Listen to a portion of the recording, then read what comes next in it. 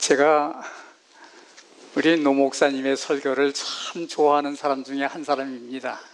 목사님의 설교가 영감적이고 깊이가 있고 또 얻을 게 너무나 많아서 제가 목사님 설교를 푹 좋아하는데, 목사님 오늘 계신 줄 알았더라면 제가 계시지 않는 날 오기로 하고 오늘은 목사님 설교를 듣는 날인데 좀 잘못됐습니다. 그러나 이왕에 왔으니 돌아갈 수는 없고 이제 기회가 뜨면 목사님 설교를 들을 수 있는 기회를 얻도록 해보겠습니다.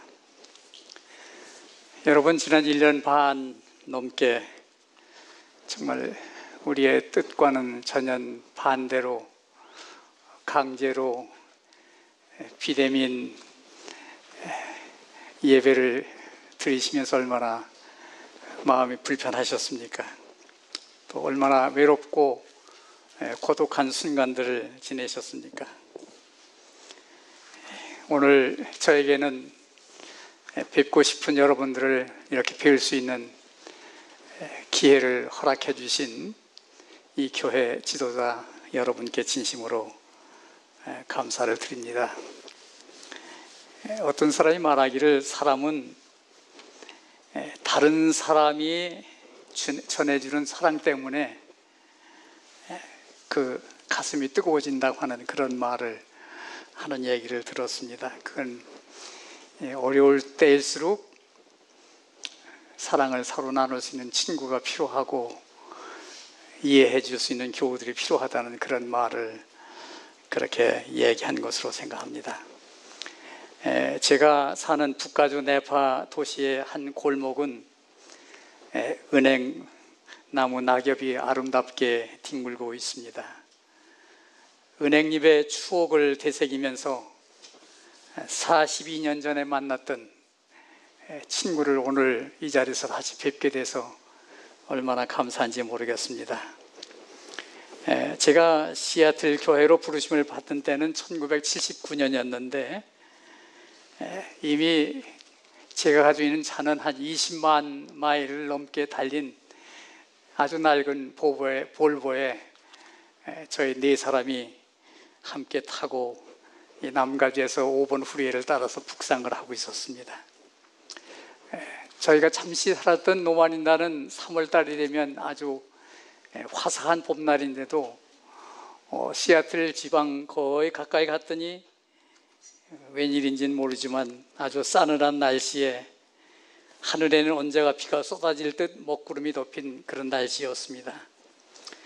그래도 저희들이 온다는 소식을 듣고 몇 가족들이 이렇게 맞이해 주셨습니다. 그 가족 가운데 한 가족이 42년 전에 만난 친구입니다. 그 친구는 마이크로소프트 회사가 있는 워싱턴에 있는 벨비우 지역에 이미 오셔서 자리를 잡으셨고 또 사업을 하고 계셨습니다. 저를 만나자마자 가능하면 가까운 시일 안에 당신이 경영하는 사무실에 잠깐 만나자고 그렇게 얘기를 하셨습니다. 그래서 초행길이지만 더듬어서 사무실을 찾아갔더니 아주 저를 반갑게 맞으면서 하시는 말씀이, 우리는 목사님을 기다렸습니다. 오늘부터 목사님과 침례 공부를 하도록 모든 준비는 되어 있습니다. 그 말을 제게 하실 때 제가 순간적으로 아직도 제 장래가 불투명하고 목사인 제 자신에게 이런 선물을 받을 자격이 별로 없는 사람인데도 그 선물이 얼마나 제 마음에 깊이 닿았는지 평생을 잊지 못한 얘기로 남아 있습니다. 제가 워싱턴으로 올라갈 때 워싱턴 화폐는 제게 이런 편지를 주었습니다. 당신이 워싱턴 시애틀에 올지라도 우리 화폐는 한 달에 신자들을 방문하는 일에 가스 보조비로 100불밖에는 줄 수 없으니 올라면 오고 말라 말라. 그런 편지를 제가 이게 40년이 넘었는데도 그 편지를 아직도 가지고 있는데요. 그런 편지를 제가 받고서도 제 마음속에 하나님의 부르심이니 우리 가자. 내일 일을 염려하지 말고 가자. 그래서 어린 남매와 저희 집사람이 시애틀을 갔었습니다. 사실 목사란 이런 편지 한 장 먹고 사는 사람이 목사가 아닙니다. 목사는 조금 전에 그 친구가 한 것처럼 목사님 기다렸습니다. 그 한마디 먹고 사는 게 목사예요.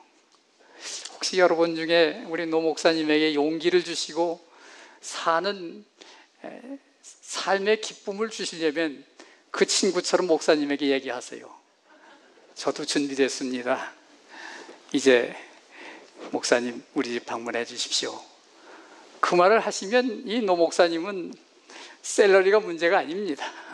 그래서 목사는 그런 말 듣고 사는 게 목사예요. 혹시 제가 한 말씀이 오해가 되면 용서하시기 바랍니다.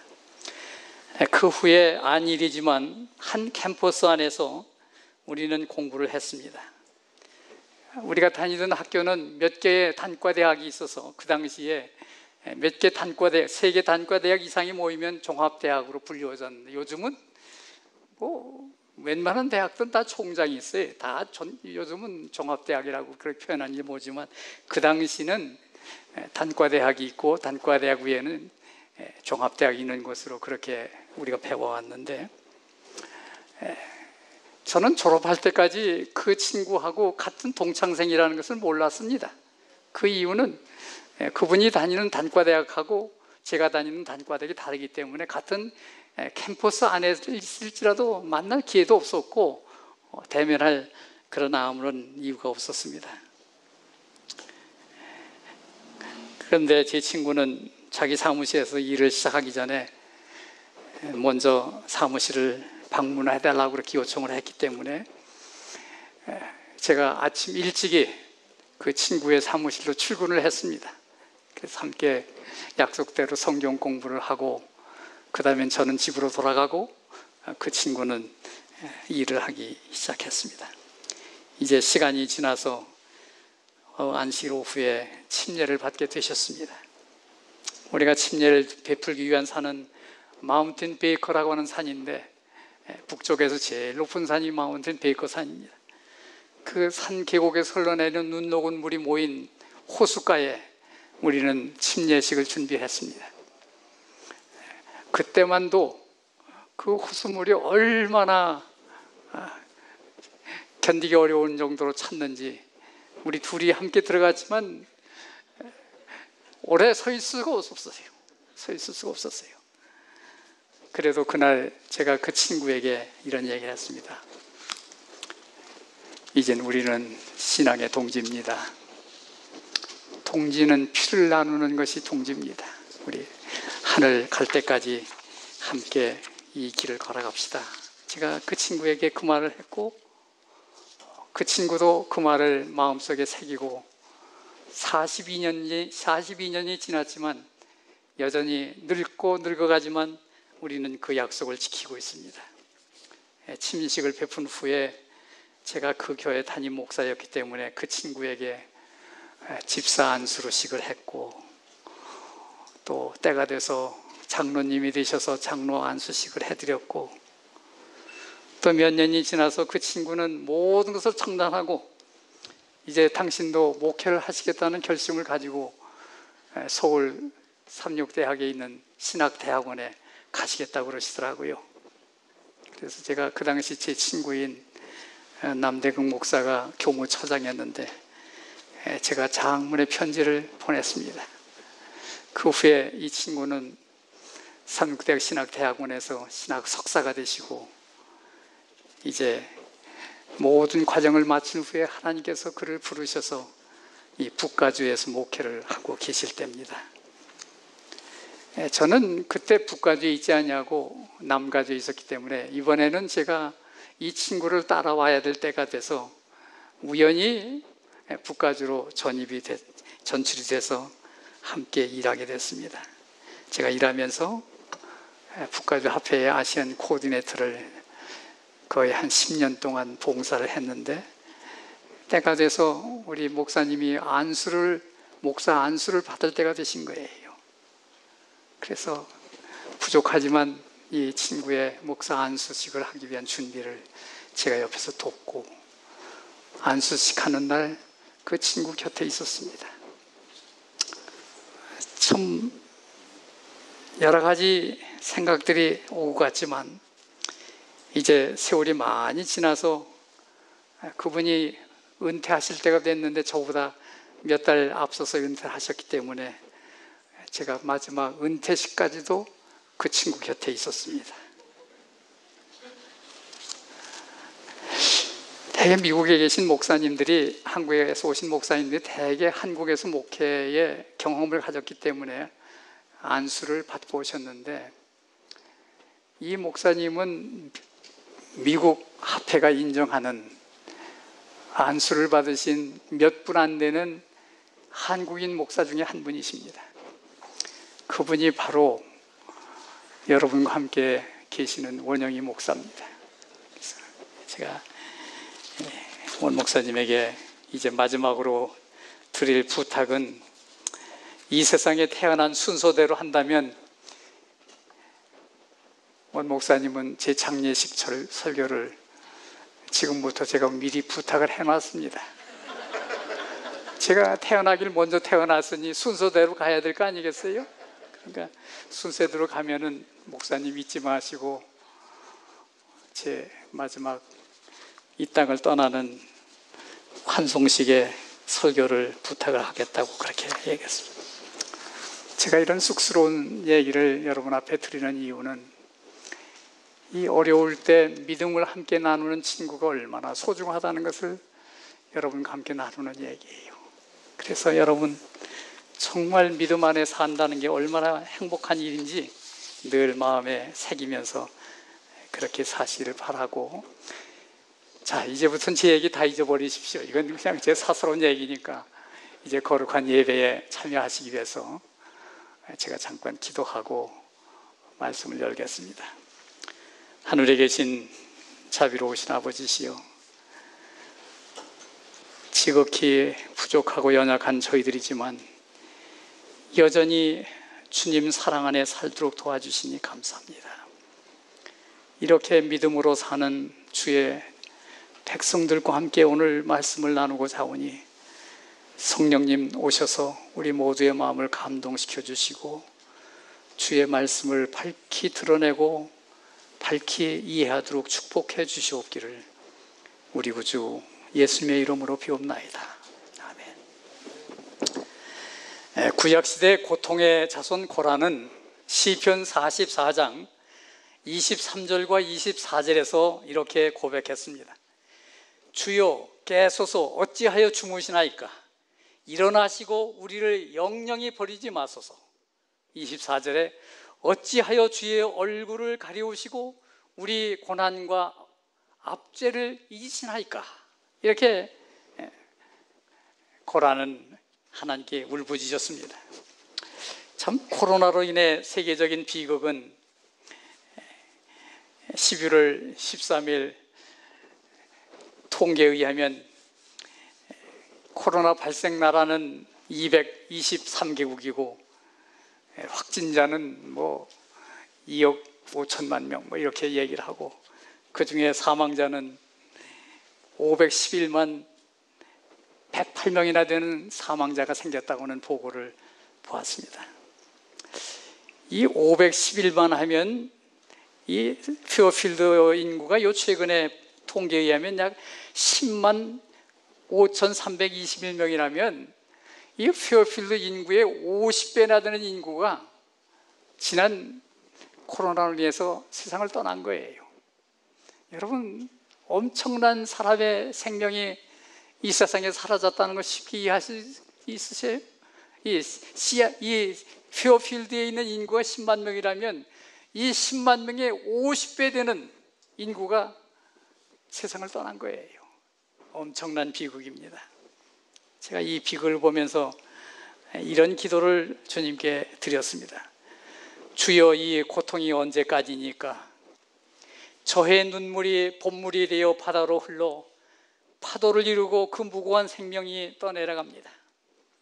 주여, 이 현실을 보고 손뼉을 치고 비웃는 사탄은 속절없는 생명을 비웃고 너희 하나님이 어디 계시냐 조롱하고 있습니다.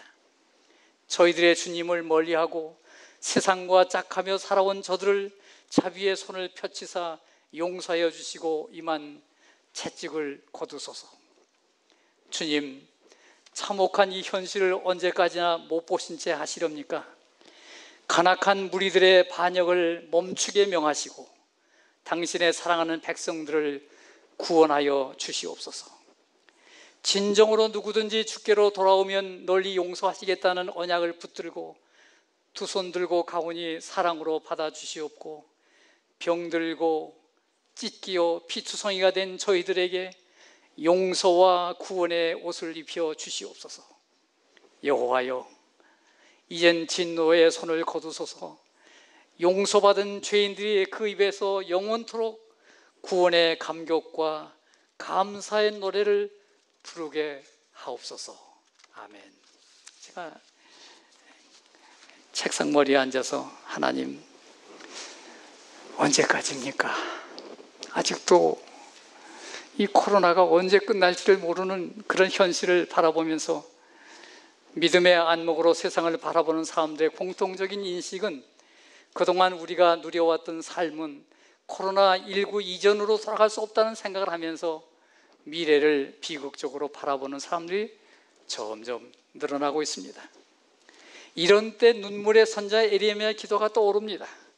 에레미야 선지자는 에레미야 42장 3절에서 애서하기를, 하나님 여호와께서 우리의 마땅히 갈 길과 할 일을 보이시길 원하나이다. 이럴 때일수록 우리의 기도는, 하나님 우리의 갈 길을 보여주시고 우리들이 할 일을 가르쳐 주십시오. 그런 기도를 우리가 하는 것이 마땅하다고 생각합니다.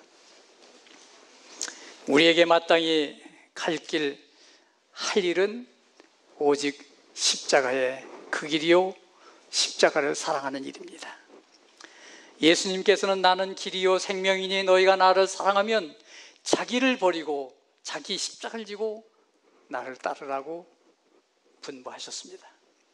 사도 바울은 십자가로 인해 거듭났고, 사도 바울은 십자가로 인해 변화되셨고, 사도 바울은 십자가만을 의지하며 살아간 그가 증언하기를 갈라디아 6장 14절에 그러나 내게는 우리 주 예수 그리스도의 십자가 외에 결코 자랑할 것이 없으니 그리스도로 말미암아 세상이 나를 대하여 십자가에 못 박히고 내가 또한 세상을 대하여 그러하니라. 그 말씀을 좀 앞으로 앞서가서 2장 20절에는 이렇게 다시 사도 바울은 간증합니다. 내가 그리스도와 함께 십자가에 못 박혔나니 그런즉 이제는 내가 산 것이 아니오 오직 내 안에 그리스도께서 사신 것이라. 이제 내가 육체 가운데 사는 것은 나를 사랑하사 나를 위하여 자기 몸을 버리신 하나님의 아들을 믿는 믿음 안에서 사는 것이라. 그렇게 그는 간증을 했습니다. 우리 주님이 지신 십자가는 우리 모두에게도 걸어가야 할 바로 생명의 길입니다. 기독교는 십자가를 통해서만이 하나님을 볼 수 있습니다. 그리스도인의 신앙은 오직 십자가를 통해서 자신을 발견하고 거듭납니다. 십자가의 사랑과 용서, 그리고 죄를 미워하고 거부할 수 있는 그리스도인들에게는 십자가가 하나님의 능력임을 고백하며 살아갑니다. 그래서 십자가의 도는 멸망하는 자들에게는 미련한 것이요 구원을 얻는 우리에게는 하나님의 능력임을 사도 바울은 고린도전서 1장 18절에서 천명하시면서 십자가를 놓치면 우리는 기복신학에 빠질 수밖에 없다고 경고하셨습니다. 제가 몇 년 전 서울에 있는 삼육대학에서 연말 기도주의를 인도한 적이 있습니다. 낮에 잠시 대학 캠퍼스를 산책하고 있었는데 대학 도서관 앞에서 아주 반갑게 김수호 교수님을 만났습니다. 저를 보자마자 당신의 교수실에 잠시 들려 환담을 나누자고 그렇게 말씀하셔서 제가 3층으로 올라갔습니다. 그분의 교수실은 좀 보기에 비좁은 듯하게 보였는데 그 이유는 그 안에 아주 책으로 가득 차 있기 때문에 비좁게 보였습니다.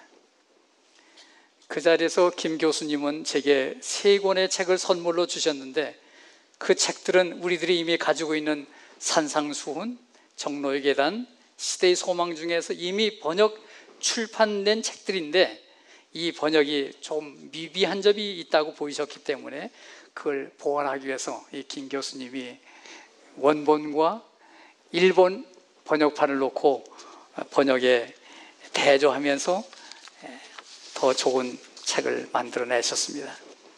그래서 한일 대조 번역판으로 아주 예쁘게 만든 책을 제게 선물을 주셨습니다. 그래서 제가 아주 반갑게 받고 김 교수님의 손을 잡고 기도한 후에 그 방을 나선 적이 있습니다. 이 김수호 교수님은 김의호 장로님의 형님이십니다. 삼육대학에서 오랫동안 가르치신 교수요 목사님이십니다. 그날 선물로 받은 책 중에 일한 대역본 산상수훈을 제가 미국에 가지고 와서 늘 일본 성경을 가까이 하시며 사랑으로 읽으신, 지금은 잠드셨지만 이학성 선생님께 그 책을 선물로 드렸습니다.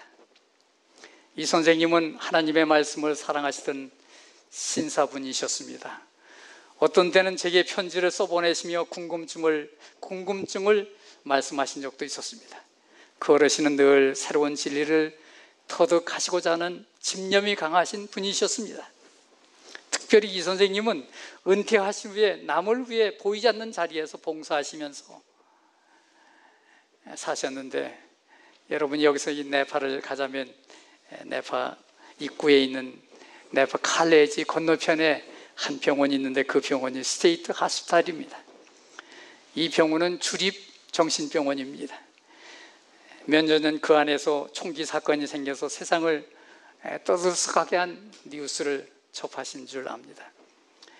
이 병원에서 이 선생님은 자원봉사자로 정신질환 환자들의 친구가 되시어 한동안 봉사하신 참 존경스러운 어르신이었습니다.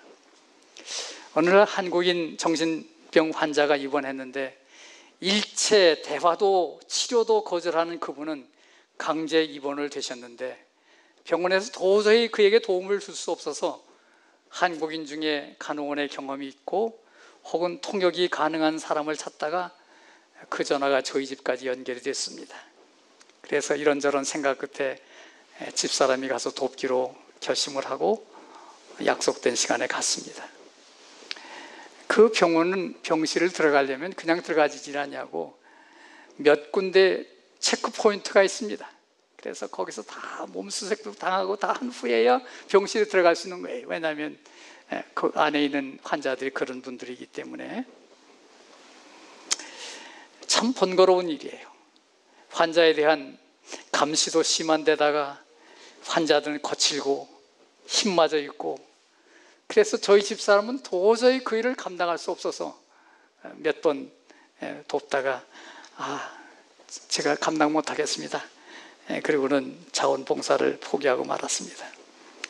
이런 환경에 있는 병원에 우리 이 선생님은 그의 아주 독특한 유머러스한 해학을 가지신 이 선생님은 그들의 환경을 달래시면서 저들의 형편을 이해하시고 불쌍히 여기시며 당신이 져야 할 십자가의 길이 이 길이라고 생각하시고 여러 날 동안 거기서 봉사하신 것을 제가 압니다. 참 훌륭하신 어르신이었습니다. 김 교수님은 십자가의 이야기를 하는 작은 책을 펴내면서 그가 이렇게 쓴 글이 너무나 은혜스러워서 제가 여러분에게 소개를 합니다. 강은 하류로 갈수록 흐르고 탁해집니다. 역동적이지 못합니다. 반대로 상류는 갈수록 맑아지고 역동적입니다. 기독교에 있어서 강의 상류는 어디일까요? 무엇일까요? 기독교의 믿음의 근원은 어디에 있는 것일까요? 그것은 두말할 필요가 없습니다. 십자가입니다. 때때로 아니 자주 우리를 괴롭히고 옥매이는 과거와 현재의 죄, 우리는 우리의 능력으로 해결할 수 없는 죄와 그 죄값 때문에 씨름하고 실망하고 그리고 좌절합니다. 그러나 믿음의 눈으로 십자가를 바라보면 그곳에 우리의 죄값이 이미 지불되었다는 영수증이 보입니다. 멋진 표현입니다. 믿음의 눈은 십자가에 나의 죄가 용서되었다는 글씨를 봅니다.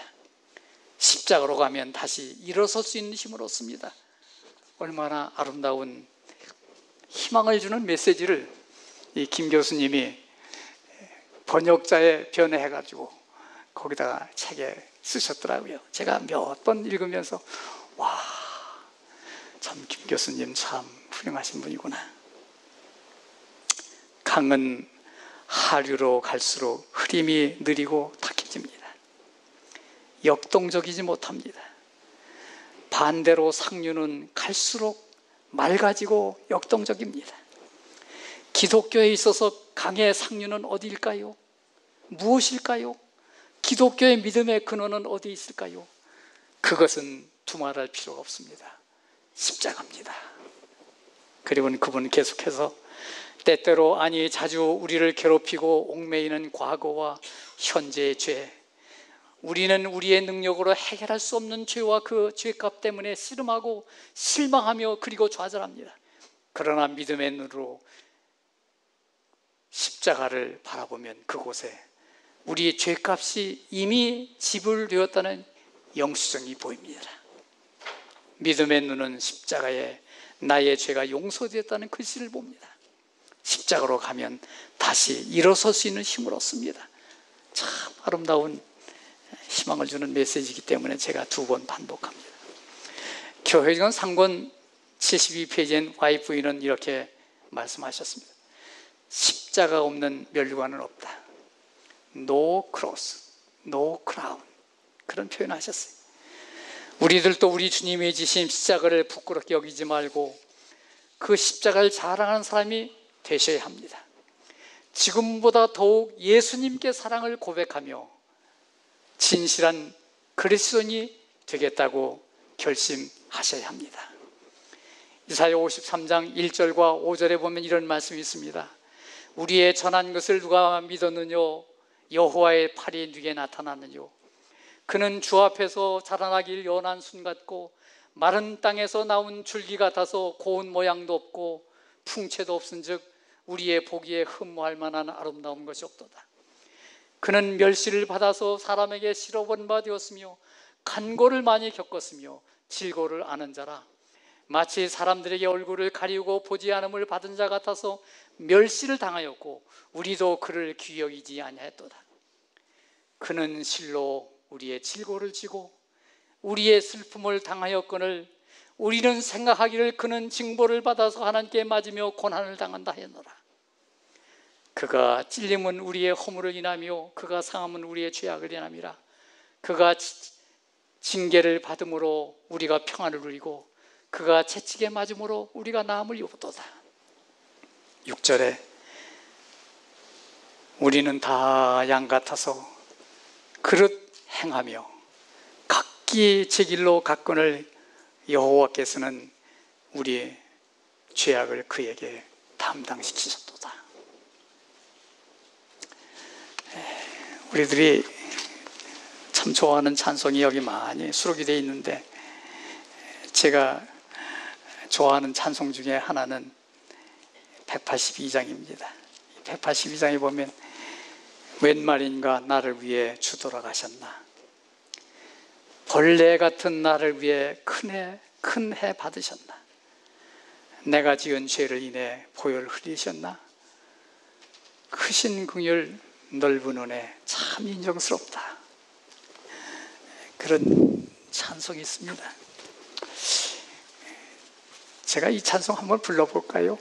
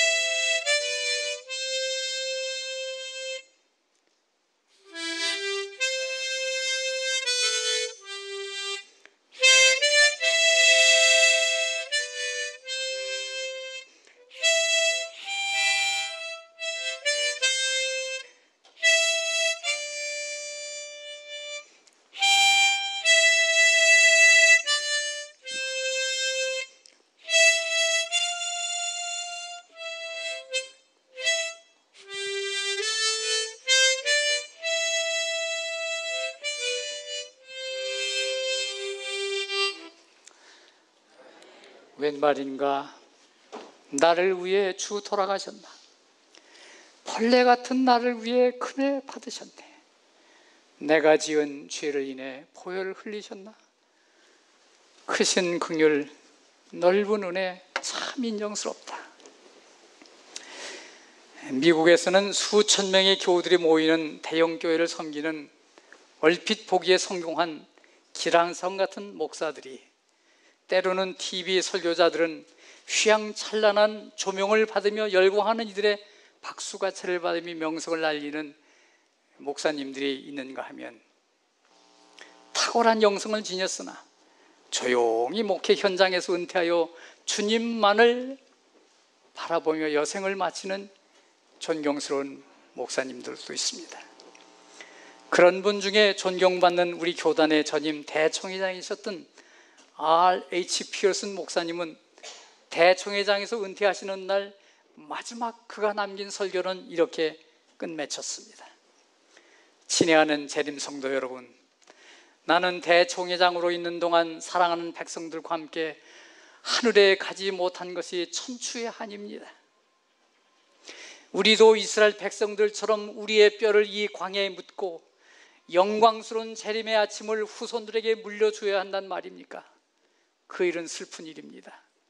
우리는 벌써 하늘에 가 있어야 될 백성들입니다. 그러나 우리의 게으름과 나태함으로 주님의 재림이 여러 해 지체되어 갑니다. 하늘은 벌써 준비가 다 되어 있습니다. 문제가 있으면 그것은 우리의 문제입니다. 이제라도 어소속히 맡겨진 사명을 완수하고 그 그리운 예루살렘 강가에서 주님을 속히 뵙도록 합시다. 그러면서 그분의 마지막 설교를 마치셨습니다. 사랑하는 노스베이 교회 여러분, 우리들에게는 전염병이 무서운 것보다도 우리 주님의 재림이 임박했는데도 준비되지 못한 우리의 모습을 염려해야만 된다고 생각합니다. 미국 목사님 가운데 우리 교단에 속한 목사님은 아닐지라도 목사다운 유진 피터 목사님은 이런 말을 했습니다. 그는 단연간 교수로 목사로 일하시다가 은퇴하신 후에 몬타나주 어느 시골 동네 자기 아버지가 짓고 살던 통나무집으로 낙향하여 2018년 10월 22일 85세를 생을 마감하면서 목회 생활 가운데 가장 행복했던 순간이 언제였냐고 묻는 질문에 두말할 것 없이 교우들을 섬기던 그 시절이지요, 그렇게 얘기를 했습니다. 그러면서 그는 이렇게 얘기했습니다. 친구들이여, 세상은 당신을 더 이상 필요로 하지 않는다는 것을 기억하십시오. 세상이 필요로 하는 것은 하나님이십니다. 여러분은 더 많은 친구를 원할 필요가 없습니다. 여러분께서는 하나님이 더 필요합니다. 크리스찬의 삶은 우리가 하나님을 위해 행한 많은 일들로 이루어지는 것이 아닙니다. 그보다도 하나님께서 우리를 위해 행하신 일로 채워집니다. 우리는 하나님과 만나 친밀하게 교제하며 사귀어야 합니다.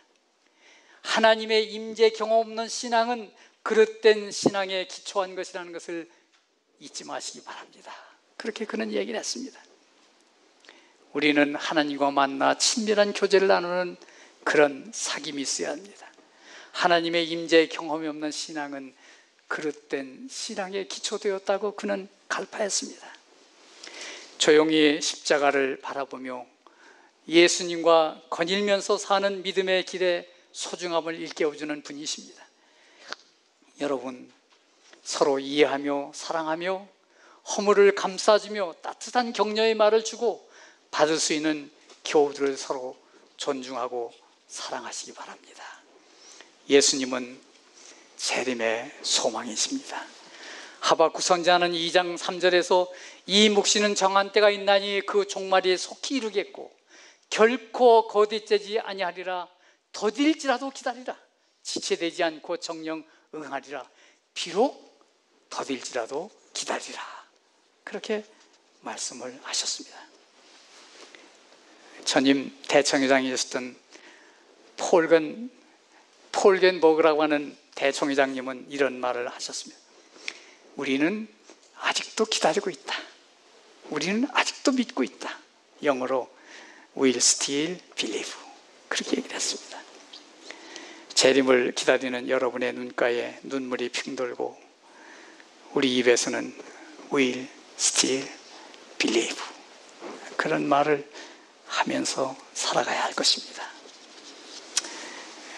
제 말씀을 마치려고 생각하면서 1962년 7월 21일부터 8월 4일까지 이 샌프란시스코 가까이 있는 그 엑스포지션 오디토리움에서 우리 교회 대총회 49회가 열린 적이 있었습니다.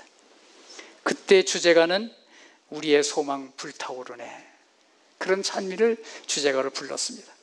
이 곡을 작곡하신 분은 웨인 후보인데 이 장로님은 재림을 맞이하지 못하고 2007년에 이 세상을 하직하셨습니다. 그러나 그의 믿음과 그가 부른 노래는, 그의 찬송은 오늘 우리들의 가슴 속에도 불타고 있습니다. 우리의 소망 불타오르네. 재림은 우리의 소망, 우리의 믿음 불타오르네. 말씀에 굳게 선 믿음, 남은 때가 없으리 주님 다시 오시네. 깨어 노래하여라 할렐루야 왕의 왕. 우리의 소망 불타오르네. 재림은 우리의 소망. 설교를 마칠 때 이 노래를 함께 부르시겠습니다. 사랑하신 여러분, 이사야 선지자가 우리에게 하신 말씀을 기억하십시오. 너희 하나님이 이르시되 너희는 위로하라. 내 백성을 위로하라. 우리는 신자 간에 서로 위로하고 서로 용납하고 서로 힘을 북돋아주는 믿음 있는 사람이 되라고 말씀하셨습니다.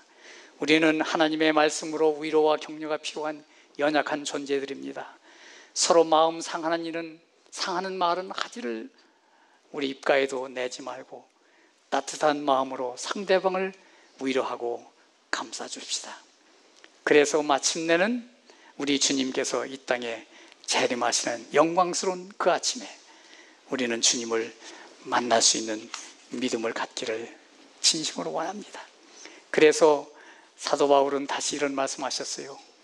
우리에게 있는 대제사장은 우리의 연약함을 동정하시는 분이니 그러므로 우리가 긍휼함을 받고 때를 따라 돕는 은혜를 얻기 위하여 은혜의 보좌 앞으로 나가자. 이 말씀을 조금 쉽게 좀 긍정적으로 표현한다면 이런 말씀입니다. 하나님은 우리의 형편을 다 아실 뿐만 아니라 우리를 이해도 하시고 우리의 감정까지도, 나약한 정서적인 문제도, 내적인 갈등도, 그것들을 인한 아픔, 좌절감, 근심, 우울한 감정, 상처, 소외당한 느낌, 고독감, 고립감, 그 어느 것도 주님은 우리를 이해하신다는 말씀을 우리가 이해할 때 우리는 하나님 안에서 보다 적극적으로 주님께 나아갈 필요를 강조하신 말씀이라고 생각합니다. 예수 그리스도의 피가 우리의 죄를 용서하실 뿐만 아니라 우리를 회복하여 주셨습니다. 사랑하신 여러분, 이제는 대쟁투는 곧 끝날 것입니다. 죄와 죄인들은 없어질 것입니다. 온 우주는 깨끗해질 것입니다. 오직 조화와 기쁨과 그 맥박만이 온 우주 만물을 통하여 울려 퍼지는 영광의 날이 곧 이르게 될 것입니다. 그날에 영광의 날에 주인공으로 서시도록 믿음을 따라 신실하게 사시면서 이 어려운 순간을, 위기를 극복하고 천성을 향해 가는 믿음의 기회로 삼으시기를 바라면서 여러분의 생애 속에 하나님의 축복이 함께 하시기를 주님의 이름으로 축원합니다.